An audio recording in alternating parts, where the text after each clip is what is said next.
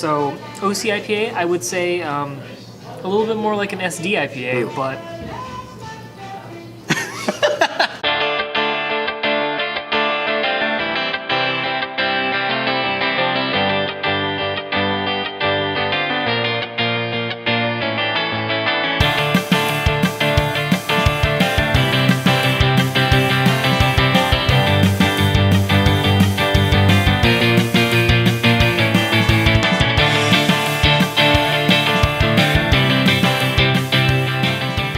What's going on, everyone, and welcome to another episode. I'm Jeff. and I'm Jacob. And today we are in San Clemente, California, right next to some of our favorite breweries, Artifacts and Pizza Port, here at Left Coast Brewing.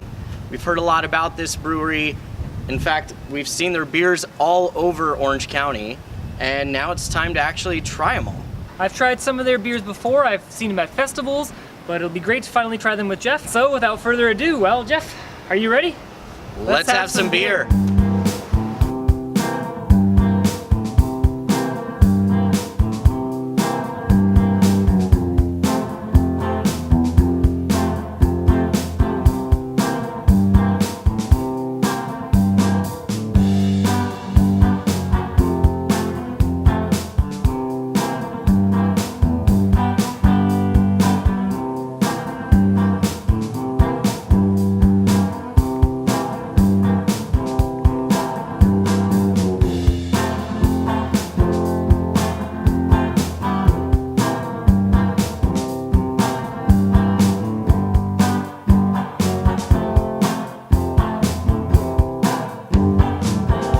Alright guys, so here's your history lesson on Left Coast Brewing.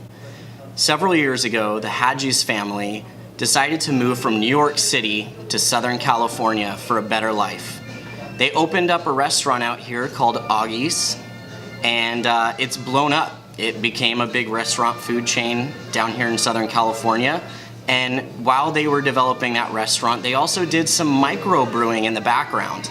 That microbrewing also grew in popularity, and in 2004, the Hadji's family opened Left Coast Brewing. So since 2004, Left Coast Brewing has won over 23 awards, and they've grown into an 11,000 barrel brewery. I mean, this place is blown up. Jacob and I see their beers all over Orange County. You can find them in bottle shops, grocery stores, you name it. And they've really made a name for themselves out here in San Clemente. Now, when they say that this place is family owned and operated, they mean it. We just talked to the uncle, the cousin, the brother, everybody in the family, John and Tommy. It looks like one of their family friends is here as well, enjoying beer and giving us recommendations. I mean, I have to tell you, this place reminds me a lot of like a nice, small Italian restaurant, but it's a brewery, and I'm not complaining. So regardless, I'm super excited to try these beers, so let's get started. So guys, for my first beer, I'm going to have Uno Mas. And I understand the irony of that sentence, but nevertheless, Uno Mas is a 5.8 Vienna-style lager, which I feel is a little hefty for a Vienna-style lager, but I'm down. Let's try it. Cheers.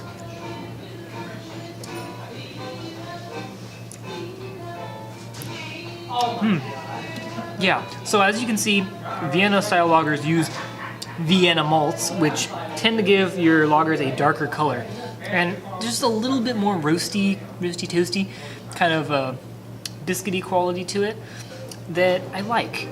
It's a kind of a nice slight divergent from the usual, bright straw yellow kind of lagers that are super smooth and great for drinking, but it is starting to get a little cooler. But with that roasty, toasty quality, I kind of feel this fits winter season a little bit more than maybe your regular lagers. And so for me, this is perfect. Even though today it's probably gonna hit 80 because California likes to hate you. But this is still really good. It feels good inside, so I'm happy about this. I would drink again, and I would drink multiple. All right, guys, so the first beer up today is called Delmar Street. It's a Dortmunder lager. It's 5%, and it has got a beautiful color to it. It's got the nice little bubblies that we all love out of a lager, and I don't know, I'm super thirsty, so let's dig in. Cheers.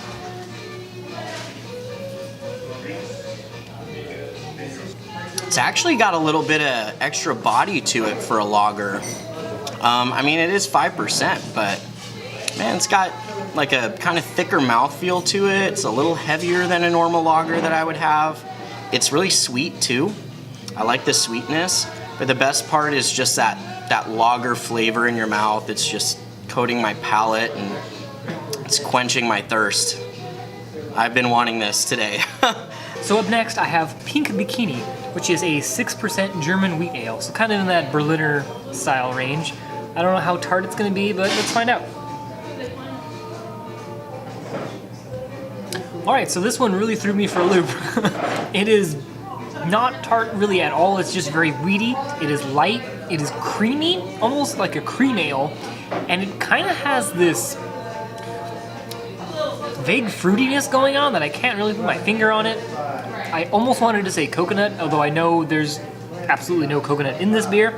That's just my head. But there's just some sort of like berry, but also kind of tropical thing going on. Not in the way like an IPA. Just it's way in the back and it kind of fades away real fast. And the wheat character takes over.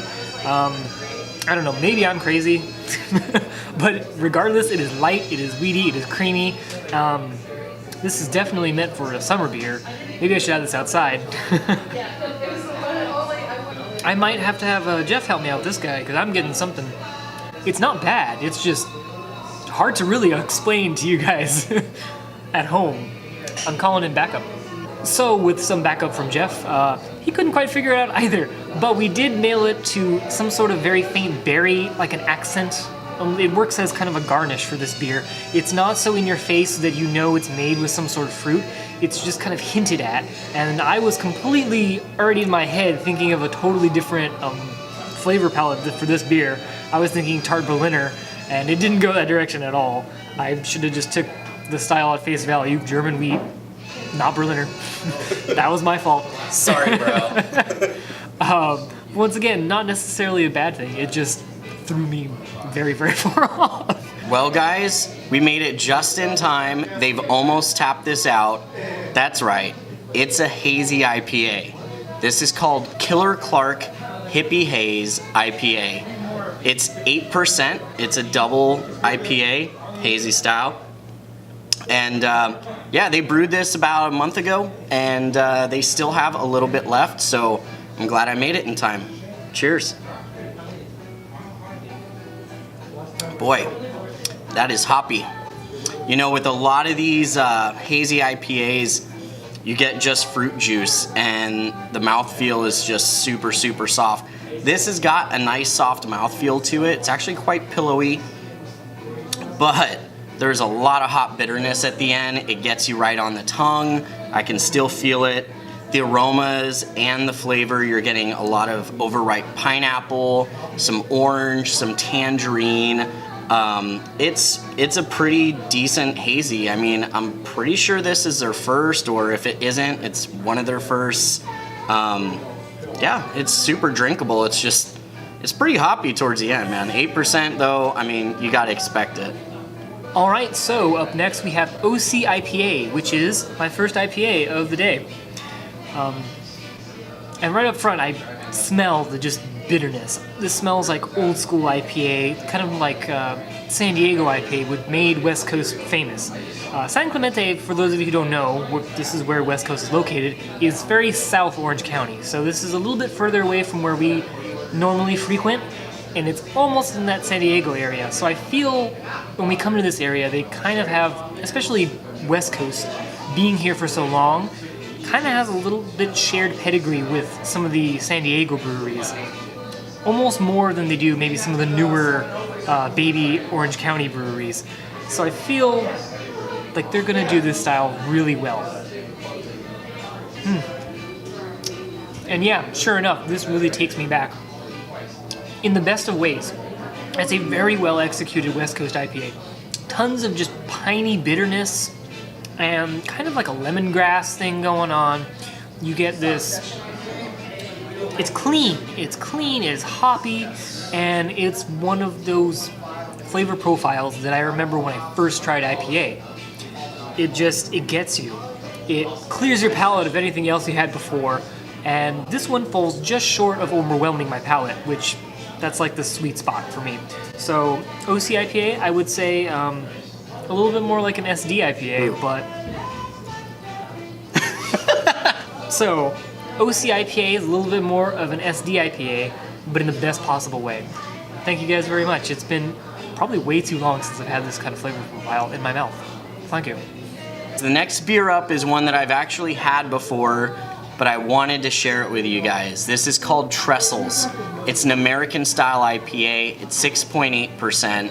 And the reason why I wanted to share this with you guys is because just the name of the beer alone takes me back to pleasant times. I live in Southern California. Surfing's a big thing here, and I've surfed Trestles several times. So anytime I see this beer, it automatically brings me back. But the flavor's where it counts. So I'm gonna go ahead and dig in and tell you guys what I think. Cheers.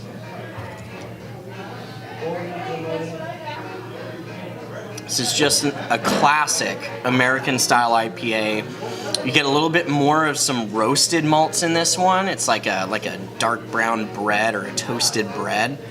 And then you get just nice, earthy, piney bitterness right towards the end.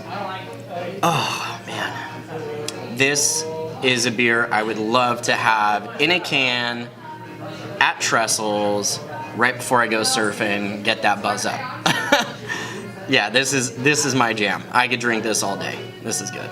So up next, I have nuclear chichis, which are named after the one, the only, the famous nuclear power plant right on the coast of California, because that's apparently the best place to put your nuclear waste and energy consumption.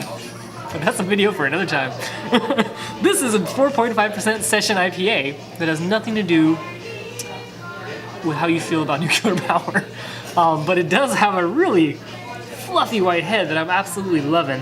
It's kind of got a bit of a haze. I thought it was going to be chill haze, but now it's sticking around.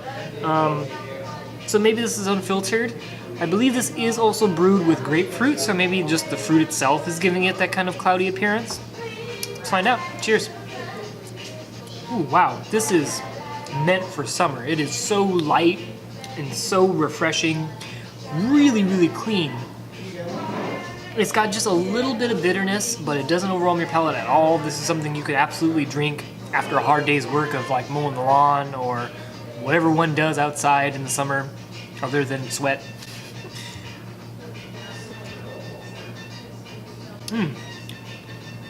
Nuclear. What do you say to a beer called Chichis? It doesn't have the same jiggling quality I was expecting it to do, being called Chichis. It's got a little bit more body to it. It is very light though. It's quite fluffy, which that doesn't really make sense in terms of physics, but you know, I do think that they were really onto something with this one. I personally would get a little bit more aroma, but I mean, how often are you really getting your nose dug in there? So understandable. Yeah, this is once again perfect for summer. All right, so I hope you're prepared. This is a 10% triple IPA. This is called Hop Juice. Now, I've had this one before as well. To be honest, I don't remember what flavors came out of this. All I remember is it's a triple IPA for a reason. Oh boy, oh boy, oh boy. Let's dig in. Cheers. I know. I don't know what to think. It's so bitter. It's so hoppy. I know I say hoppy all the time. Thanks, Jacob, for pointing that out. It's super bitter. It's super, super bitter. But, I mean, this is like a hophead's dream in a glass. If you like those high IBU beers, you're counting your IBUs, this thing's got it. This thing has got it. And I gotta just point out, I don't know if you guys can see the lacing on that, but that is just absolute beauty. Yeah, it's good. But yeah, that lacing is just phenomenal. Man, this beer's just really bold. This would be a beer where maybe I would have one of them. If I knew I was going somewhere, could only have one beer, but I wanted something with a little oomph, I'd probably drink this. I mean, it's good. It's just not my, let's have 4 or 5 of these and see how the night goes kind of beer, you know what I mean? So when I think of Left Coast, I think kind of old school. They've been around for a little while, and they've been making beer for a damn long time. So when I come to an old school brewery like this, I kind of tend to lean towards the old school styles because I know that they've been brewing them for a while and they're probably done really well. So here we are, Old San Clemente, which is their Doppelbock at 10.3%. Because I know Jeff wasn't going to try this one, so it's only up to me. You smell malt. 10.3% worth of malt.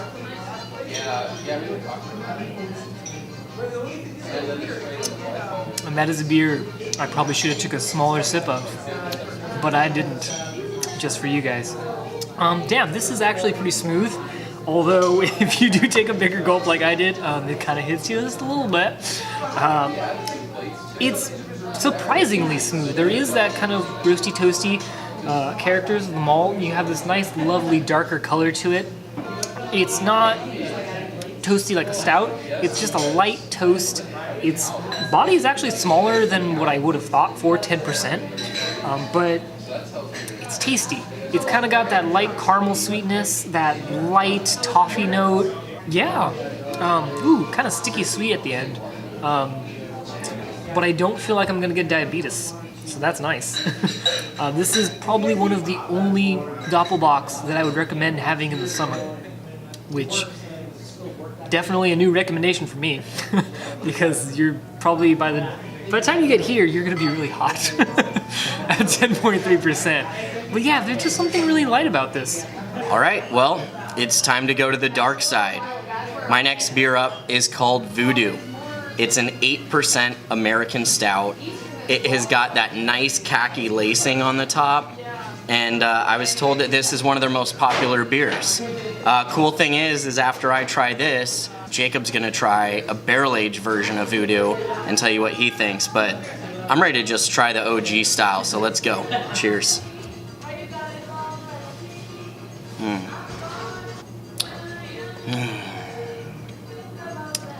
It's stout weather, guys.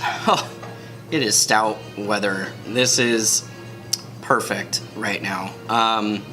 Fantastic coffee notes, rich chocolate, not overly sweet. You get the bitterness of the coffee with the grains, and it just blends so beautifully. 8%, super drinkable. I mean, I would love to be sitting by a fire, wrapped in blankets, with a nice tall glass of Voodoo right now. It sounds incredible. This is a great beer. Can't wait to see what Jacob thinks about the barrel-aged version.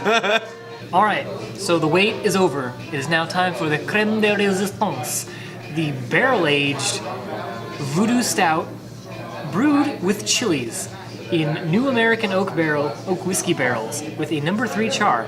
I don't know what number 3 char is. I'm assuming it's on the light side, unless they do in reverse order, in which case it's super dark char. But I'm assuming it's a light char, which I enjoy.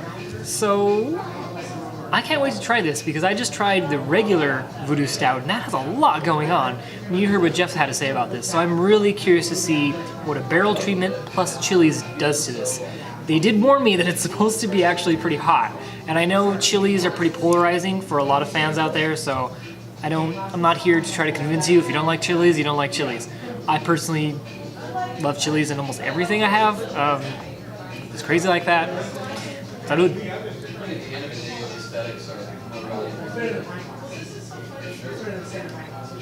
Yes, this has chilies in it. Ooh. He was not joking.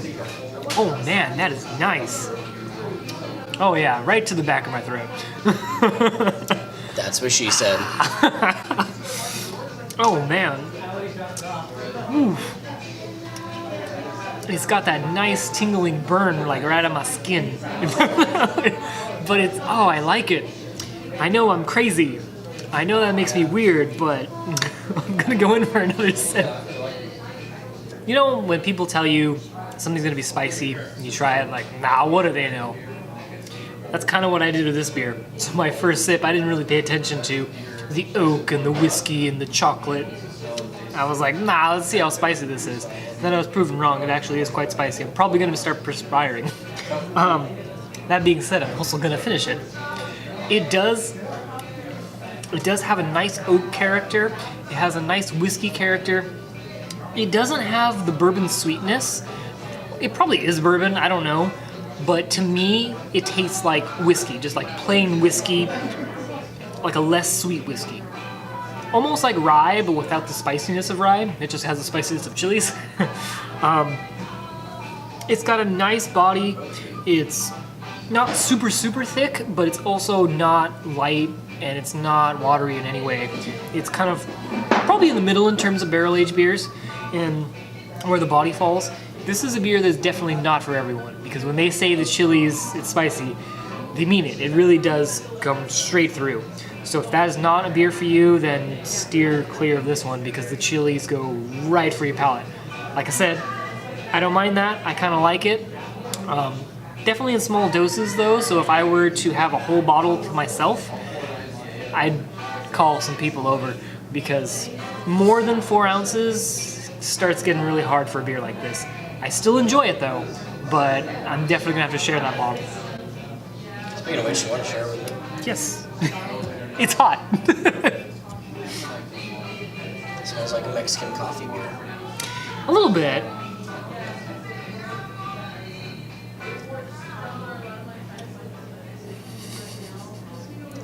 Holy shit. I really wish... The camera's pointed at me right now, and I really wish it was pointed at Jeff, because his first sip... I'm sure mine looked interesting, but I feel like his was just priceless. And like I said, people can warn you all they want, but when you first try it, nothing really prepares you. Yeah, there's no hiding that. Whoa. There's no hiding the chilies in this. Well, I'm down to my final beer, and of course, after drinking all this beer, I'm gonna need to go to the crazy house anyways. This is called Asylum. This is a Belgian triple. It is 11.8%, and the actual glass is sticking to my finger because beer is poured out. So you know this is gonna be super rich, super sweet, and obviously super high in ABV. So yeah, I guess this is goodbye. Cheers. Well, that's sure put hair on your chest. Woo! Wow. This is really rich. This beer is kind of oxymoronic in a way, because it's potent. You know this is a big beer, but it's smooth. And I'm pretty sure this is poured on nitro, if I'm not mistaken. Because one, the head looks like it. It just looks super frothy. But on top of that, it has just like this really smooth drinkability characteristic to it. It's not until you actually swallow the beer that you're like, oh shit, what did I just drink? But you know what, as far as Belgians go, I love Belgian style beers. You guys know that. I always point it out every episode. You know, any Belgian that tastes like this is a Belgian I want to get to know. Cheers. All right, guys, so we've tried all the beers here at Left Coast Brewing. It's time to tell you which ones our favorites were. So, Jacob, why don't you start? All right, so there are some really great beers that we had, and my selection kind of went from one extreme to the other. Just a little bit. But at the end of the day, this was just a day that I wanted drinkability, and I feel kind of lame. I don't know about lame, but I feel kind of basic, I guess, for choosing the one I did, but I enjoyed it, and that was their Hazy IPA. Killer Clark. And when it came down to it, Killer Clark was kind of an in-between West and East Coast. It was really juicy, but also hoppy, and for me, it was just super easy to drink when I had it from Jeff's Flight, and honestly, that's just what I wanted today. The Crazy Barrel-Aged Chili Stout was really good, and believe me, I'm going to be drinking that more even after this. But when it came down to it, that wasn't really my favorite, as much as I was really interesting. Their regular Voodoo Stout was really damn good. And I was definitely thinking like, damn, I probably should have had a taster of that. And it's absolutely worth mentioning here for me. But when it came down to it, I wanted something just a little bit more hefty, a little bit more kind of fruity, and this did it for me. So, cheers. Whoever Killer Clark is. Yeah. Killer Clark's Hippie Haze IPA is what it's called. So, I'm gonna keep my eye out for some hippies that like to hang out in San Clemente. Oh wait, there's a lot of them. So, never mind. Well, if I was gonna talk about my favorite beer, I do have to mention some close runners-up. Trestles has always been my Left Coast go-to beer. The cool thing about living in Orange County is if you want a beer from a local brewery, you could get it at any bottle shop, and you can get it almost every grocery store. I mean, I can walk into a normal grocery chain out here in Southern California, and I can find several craft beers from some of the breweries in the area, which is really, really cool, and it shows the local support. And Trestles, as I said in my review, it takes me back to surfing and being out in the ocean, watching the sunset. Like, God, I want to go do it right now, but now is not the time because it's probably fucking cold. Like, even more cold than it normally is. But a part of me wants to grab a can of Trestles, like, tie it to my surfboard, paddle out, and just sit in the ocean watching the sunset, drinking a can of Trestles. It sounds dope. All right, so yeah, definitely that has got a good connection. But I also have to say their hazy, Killer Clark's Hippie Haze was a great first iteration for the hazy beer scene. Like I said, I don't know, maybe they came out with some other hazy beers before, but I've never tried them. This is my first one, and I know they didn't come out with a ton of them because I would have heard about it by now. And it's good. It's good. It's going in a great direction, but 'tis the season, guys. It's winter time. I don't care if it's 80 degrees outside. My mind is in winter mode. I hear Christmas music everywhere. You can see Christmas lights behind us. I mean, it's Christmas time, and Basically. when it comes to Christmas time, believe it or not, IPAs can stand aside because I'm all about the stouts, baby. So I chose Voodoo Stout. It's just fantastic. Great coffee notes, great chocolate notes. It's bitter and sweet at the same time. It's got a great balance of those two. Really high drinkability. I think it's 8%. I mean, it's got a really high ABV too, so it'll tear you up. I mean, it's hefty, but it doesn't overdo it. Yeah. And Left Coast itself, I just have to tell you guys again, if you ever make it out to Southern California, or if you live in Southern California, you gotta come here. The owners, the people working, like the atmosphere is just really, really cool. It's like walking into an Italian restaurant and everyone knows your name. Like, it's just insane. I feel at home here, and it's really, really cool. And I hope you guys get to experience it too. So get a chance to come out here. And with that being said, we're going to go ahead and get a tour from Tommy, one of the family managers here of their brew facility, which is right next door. So stay tuned.